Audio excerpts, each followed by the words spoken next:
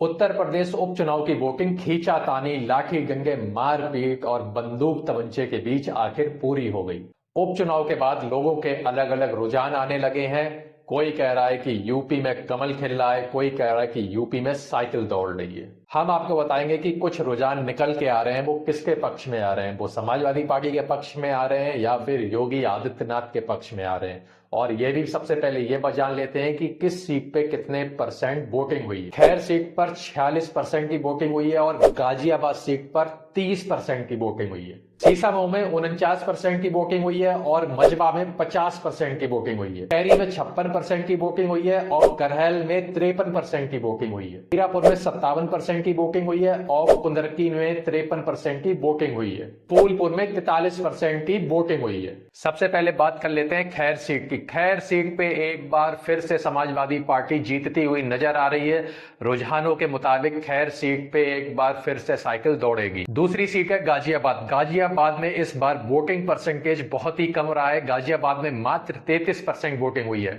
गाजियाबाद शहरी क्षेत्र है और यहाँ पर बीजेपी के वोटर्स ज्यादा हैं, लेकिन इस बार यहाँ पे वोटिंग कम हुई है तो बीजेपी भी यहाँ पे बहुत ही कम मार्जिन से वोटिंग जीतने जा रही है। तीसरी सीट है सीसामऊ, जहां पे पुलिस ने खुलेआम गुंडागर्दी करी थी। बंदूक तमंचे के बल पर मुस्लिम वोटरों को वोट नहीं डालने दिया था, फिर भी यहाँ पे 49% वोट पड़ा है। सीसामऊ से समाजवादी पार्टी के विधायक इरफान सोलंकी थे, जो हाल फिलहाल में जेल में हैं, लेकिन यहाँ पर फिर से वोटिंग हुई है और इस बार भी रुझानों के मुताबिक सीसामऊ में समाजवादी पार्टी जीतती हुई नजर आ रही है। चौथी सीट है मजबा। मजबा में भी 50% वोटिंग हुई है और यहाँ पर योगी आदित्यनाथ अखिलेश यादव के बीच कांटे की टक्कर है। यहाँ पर नेट टू नेट फाइट है, कोई भी अपनी सीट जीत सकता है। पांचवी सीट है कटहरी। कटहरी पे 56% रिकॉर्ड तोड़ वोटिंग हुई है और ये सीट रुझानों के मुताबिक समाजवादी पार्टी के खाते में जाती हुई नजर आ रही है।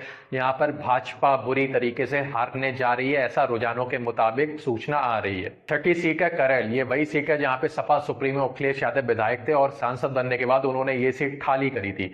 इसके बाद यहाँ पे अखिलेश यादव ने तेज प्रताप को उतारा था। यहाँ पे रिकॉर्ड तोड़ 53% वोटिंग हुई है और ये सीट सपा की गढ़ है, इसलिए यहाँ भी समाजवादी पार्टी जीतने जा रही है। सातवीं सीट है मीरापुर। मीरापुर में भी पुलिस प्रशासन ने अपनी मनमानी करी, लोगों के आईडी कार्ड चेक करके उन्हें घर भेजा, लाठी डंडे चलाए और उनसे लड़ाई करके धक्का मुक्की कर गए। मुस्लिम बाहुल इलाके में मुस्लिम महिलाओं को वोट तक नहीं डालने दिया।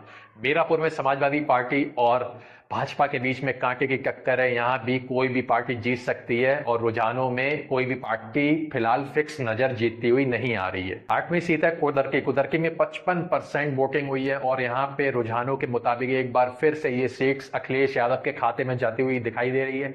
बीजेपी को एक बार फिर से यहाँ पे हार का सामना करना पड़ेगा। अगली सीट है फूलपुर। फूलपुर में भी बीजेपी ने प्रशासन के बल पर अपनी पूरी ताकत दिखाई, लेकिन यहाँ पे 53% वोटिंग हुई है और यहाँ भी नेट टू नेट फाइट है समाजवादी पार्टी और भाजपा के बीच में। ये सीट किसी के भी खाते में जा सकती है और जो भी जीतेगा वो बहुत ही कम मार्जिन से जीतेगा। तो ये था पूरी 9 सीटों का रुझान, जिसमें से समाजवादी पार्टी 5+ सीटें जीतती हुई नजर आ रही है। आपको पता होगा वैसे तो 9 सीटों पर नहीं, लेकिन 10 सीटों पर उपचुनाव होना था। एक सीट अयोध्या की भी थी। अयोध्या पे चुनाव नहीं हुआ क्योंकि अखिलेश यादव ने आरोप लगाया कि जब योगी आदित्यनाथ ने अयोध्या में सर्वे करवाया तो सर्वे में पाया गया कि अयोध्या में बीजेपी फिर से बुरी तरीके से हार रही है, इसीलिए योगी आदित्यनाथ ने अयोध्या का चुनाव टलवा दिया। इसीलिए 9 सीटों पर विधानसभा का उपचुनाव हुआ, जिसमें से 5 से ज्यादा सीटों पर समाजवादी पार्टी रुझानों के मुताबिक जीतती हुई नजर आ रही है। और गाजियाबाद की सीट तो बीजेपी के खाते में जाएगी ही, क्योंकि गाजियाबाद शहरी क्षेत्र है और वहां बीजेपी का वोटर ज्यादा है। बाकी 2 सीटों पर नेट टू नेट फाइट है। अब रुझानों में तो समाजवादी पार्टी आगे दिख रही है, लेकिन 23 तारीख को पता लगेगा कि कौन बाजी मार गया।